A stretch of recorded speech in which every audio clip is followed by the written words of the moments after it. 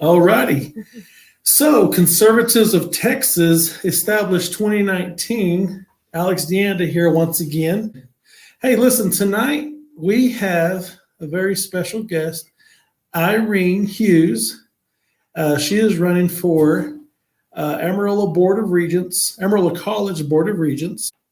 We're here tonight, here in Amarillo, to discuss a few things. We have a few questions for Miss Irene. And what's your catchphrase? Tell folks out there. Irene Hughes is good news. Pretty creative. I like it. Okay. Well, I had experience. I worked at the Moore County campus in Dumas for 12 years as an advisor for the Student Sports Services program there on that campus. And I was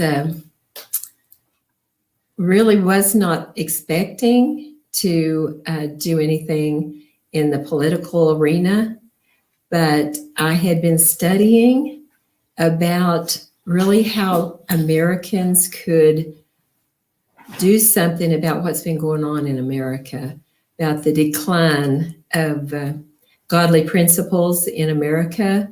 So I've been listening to Truth and Liberty online every Monday night. We would listen, and they brought on people that were trying to help the country become a better place to live.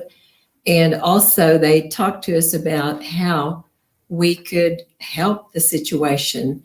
And so I had it in my mind that it was a possibility that, I wanted to do what I could do because I've been around a long time and I love America, and I didn't want it to decline. I didn't want God to be thrown out of America. And so I really was, in my heart, I was willing to do what God wanted me to do to try to make things better. And so I was approached in the first part of the year by a woman that I didn't know, and she asked me if I would be a regent, or at least run for regent of Amarillo College. And it was not really anything I had in mind for my retirement. I've been retired for 2 years now, and that was not on my mind. But I told her that just in case it might be God, that I would pray and I would ask him about what I should do. And it was a couple of weeks, and I would wake up in the night and I would get messages from him about what to say, what I really had to offer, some suggestions and everything. So I kind of figured out over several weeks that was his voice that was speaking through someone, that was an idea that he had for me. And so recently he told me, he said, you didn't have it on your mind, but I had it on my mind. Amazing. The last full semester that I worked there, I could see that things had really changed. And the way I knew that things had changed was that the trainings that we were receiving became very, very negative. And it was people that they would bring in, and then they would tell all the employees that they needed to watch these trainings. And so I watched several of those. And I also watched the documentary that they asked us to watch that had to do with Amarillo College. And it was called The Antidote. And so all of this new feeling that we had, it was just a new environment that it was making, and it didn't feel good at all. So I was alarmed at the direction that it was going. It's called The Antidote, and it's Antidote. It's all one word. And it's a documentary that was produced. And I believe there's 9 different schools that contributed to the documentary. But there's quite a bit about Amarillo College and about the culture of caring that's there. And there's just a lot of information there that I think most people in Amarillo don't have any idea that it's out there.